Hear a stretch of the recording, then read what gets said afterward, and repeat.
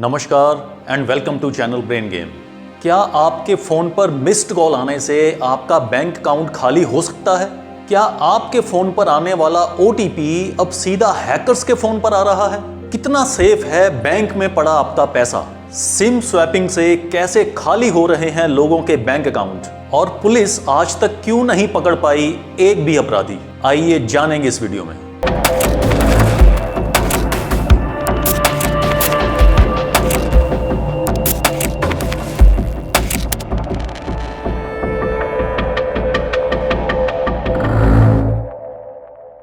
दिल्ली के एक बड़े वकील के फोन पर 3 मिस्ड कॉल्स आती हैं। कॉल बैक करने पर कॉल करने वाला खुद को एक कोरियर डिलीवरी बॉय बताता है और उनका एड्रेस पूछता है, और इसके कुछ ही देर बाद उनके बैंक अकाउंट से 5 लाख रुपए गायब हो जाते हैं। उन्होंने कंप्लेंट में पुलिस को यह बताया कि उन्होंने न तो कोई अननोन फोन कॉल को रिसीव किया, ना किसी मैसेज का रिप्लाई किया, ना किसी लिंक पर क्लिक किया, और ना ही अपना OTP किसी के साथ शेयर किया। यानी किसी के साथ कोई भी इंफॉर्मेशन शेयर नहीं की गई। इसके बावजूद भी उनके बैंक अकाउंट से 5 लाख रुपए कैसे गायब हो गए? साउथ दिल्ली के एक बड़े बिजनेसमैन के फोन पर लगातार 7 मिस्ड कॉल्स आती हैं। परेशान होकर वो अपना फोन साइलेंट मोड पर लगा देते हैं और इसके कुछ ही देर बाद उनके बैंक अकाउंट से 50 लाख रुपए गायब हो जाते हैं। उन्होंने भी पुलिस कंप्लेंट में ये बताया कि उन्होंने न तो कोई फोन कॉल को रिसीव किया और ना ही कोई OTP या इंफॉर्मेशन को शेयर किया।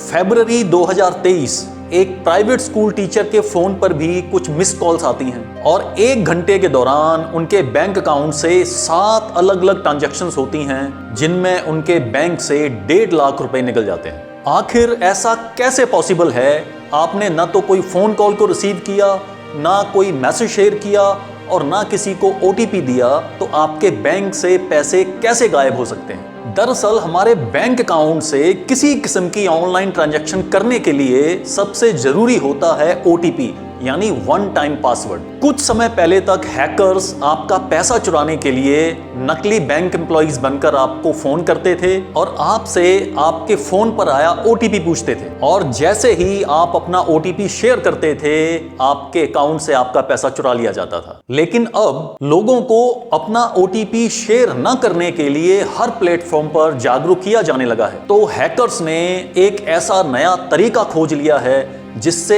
आपके फोन पर आने वाला OTP नंबर सीधा हैकर्स के फोन पर आने लगा है, और इसे कहते हैं सिम स्वैप स्कैम। अमेरिका के एक हैकर्स ने डार्क वेब पर एक डिटेल डाली है और उसने बताया है कि इंडिया में कोविड वैक्सीनेशन के दौरान उसने ICMR की वेबसाइट को हैक करके हिंदुस्तान के 81 करोड़ लोगों का डाटा चोरी कर लिया है, जिसमें उनका नाम, phone number, address, bank account detail, Aadhaar card number और उनका क्रेडिट डेबिट कार्ड नंबर शामिल है। और हमारा यही डाटा हजारों डॉलर्स में दुनिया के कई हैकर्स को बेचा जा चुका है। अब चोरों के पास हमारी सारी इंफॉर्मेशन आ चुकी है और यहीं से शुरू होता है पैसा चुराने का खेल। स्टेप 1 में चोर आपकी एक नकली ID बनाएगा और पुलिस स्टेशन में जाकर झूठी फोन चोरी होने की कंप्लेंट दर्ज कराएगा, और जहां से उसे उस कंप्लेंट की स्टैंप लगी रिसीविंग मिल जाएगी। स्टेप 2 में वो चोर आपकी नकली ID और पुलिस कंप्लेंट रिसीविंग लेकर आपकी सिम कार्ड कंपनी के ऑफिस जाएगा और फोन चोरी होने का बहाना बनाकर आपकी डुप्लीकेट सिम इशू करवा लेगा। और अब उस चोर के पास वही नंबर है जो नंबर आपके पास है और जिस पर आपका OTP आता है। दरअसल सिम प्रोवाइडर कंपनी के रूल्स के मुताबिक जब कोई डुप्लीकेट सिम इशू की जाती है तो पुराने सिम को कुछ देर के अंदर बंद कर दिया जाता है। यानी अब आपकी ओरिजिनल सिम कुछ देर में बंद होने वाली है। स्टेप 3, अब चोर को इंतजार रहता है आपकी सिम बंद होने का, और इसीलिए वो बार बार आपके नंबर पर मिस्ड कॉल देकर ये पता करना चाहता है कि आपकी सिम बंद हुई या नहीं।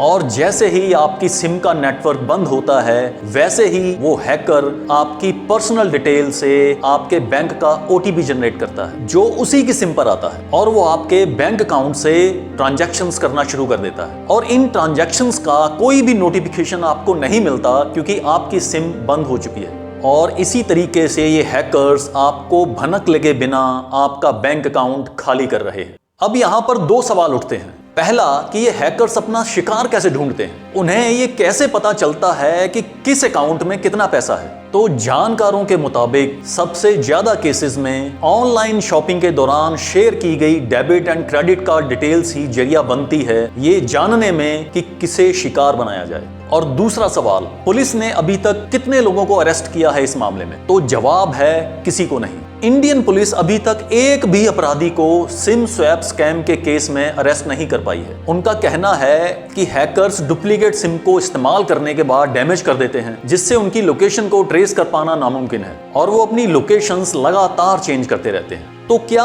बैंक में पड़े हमारे पैसों को ये हैकर्स कभी भी गायब कर सकते हैं और हम कुछ नहीं कर सकते? तो आइए जानते हैं कुछ ऐसे टिप्स के बारे में जिनकी मदद से आप अपने बैंक अकाउंट को दुनिया के बड़े से बड़े हैकर से बचा कर रख सकते हैं। नंबर 1, जो फोन नंबर आपके बैंक अकाउंट से अटैच है उसे किसी और काम के लिए इस्तेमाल मत करिए। उस नंबर को सिर्फ अपने तक ही सीमित रखिए और कॉलिंग के लिए एक अलग नंबर का इस्तेमाल करिए।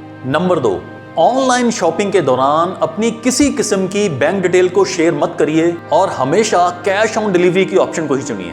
नंबर 3, किसी भी अनऑथोराइज्ड ऐप या लिंक को इंस्टॉल मत करिए। नंबर 4, अपने पासवर्ड्स को लगातार चेंज करते रहिए। और नंबर 5, अगर आपके फोन पर लगातार मिस्ड कॉल्स आएं तो इमीडिएटली अपने बैंक में फोन करके अपने अकाउंट्स को फ्रीज कराइए। उम्मीद है आपको वीडियो पसंद आया होगा। इसे लोगों को जागरूक करने के लिए ज़्यादा से ज़्यादा शेयर करिए। हमारे चैनल को सब्सक्राइब करिए, लाइक करिए, शेयर करिए। धन्यवाद।